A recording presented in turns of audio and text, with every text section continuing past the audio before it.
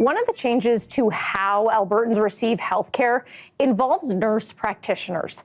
They can operate much like family doctors do, which, according to the province, makes it easier for the thousands of people without a family doctor to access care. Jennifer Mador is the president of the Nurse Practitioner Association of Alberta. Thank you so much for being here. I appreciate it. Oh, thank you for having me. So it's one thing to allow nurse practitioners to do this kind of work, but how many of your members are interested in opening their own independent practices? When the announcement came out in April, we had over 48 nurse practitioners reach out in the first 48 hours of the announcement of the program. Nurse Practitioner Association of Alberta has been advocating for a direct reimbursement model like this for over 10 years. And this is the government who decided to take action on that. Now, 6 months into it, we have over 120 nurse practitioner expressions of interest to the program. 33 of those are now operating as clinic owners.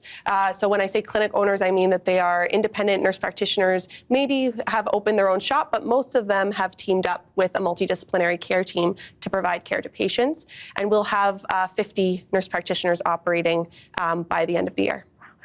So let's talk about where these nurse practitioners are, because we have talked about the healthcare issues that extend across the province. Where are most of these clinics? The majority of them will be in our rural and remote communities. We do have a few scattered in Edmonton and Calgary zones, but most of them have been all the way from up north to Fort McMurray to Medicine Hat down south. For people who aren't familiar with the kind of work that nurse practitioners can do, so again, it's to kind of fill that gap between family doctors and people who don't have family doctors. What can and can't a nurse practitioner do? It's very challenging to answer that question. We've seen scopes of practice increase over many years. We've been pretty stable over the last 10. So when you access primary care services from a nurse practitioner, there shouldn't be much of a difference. We can assess your primary health care needs. We can order tests, prescribe medications, make referrals, and interpret those tests. I have family medicine colleagues who refer to me for certain things that they can't do, and I refer to them. And I think as complexity of care increases, this team dynamic is what's important for patient care.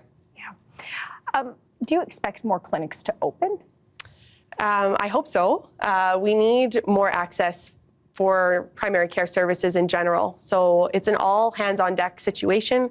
We need to retain the family physicians that we have. We need to maximize the scope of our pharmacists, nurses, physiotherapists. All of us have a part to play in this, and our part that's changed is just the direct reimbursement model, not our scope of practice in the last 10 years, but the direct reimbursement model enables us to now move into the primary care realm.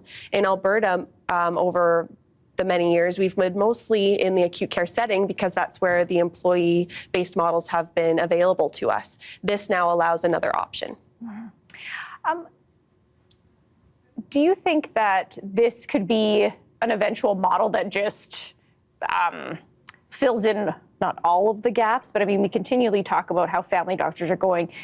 Do you think that it's going to kind of eventually switch, that we may see more nurse practitioners than we do family physicians? I don't anticipate that. Yeah. There's certainly more than enough work to go around. We've had nurse practitioners functioning in primary care since the 1960s. The first NP-led clinic was in Ontario in 2007. So NPs in this space are not new, and the intention is not to replace or displace any other provider. We need all of us to fill the demand that's there. And how does it feel, again, to be a nurse practitioner? You've been wanting this kind of change. How does it feel to have this change happening? It's a really exciting time to be piloting this new funding model. So the way that it's funded is new, and we'll have to see the viability of this over the next year. We'll be assessing it at various time points with Alberta Health to make sure that this is sustainable for the long haul. It is very interesting. I mean, healthcare is always top of mind. We hear so much about the shortage of doctors and people accessing healthcare in the province. Thank you so much for being here. I appreciate it. Thank you very much for having me.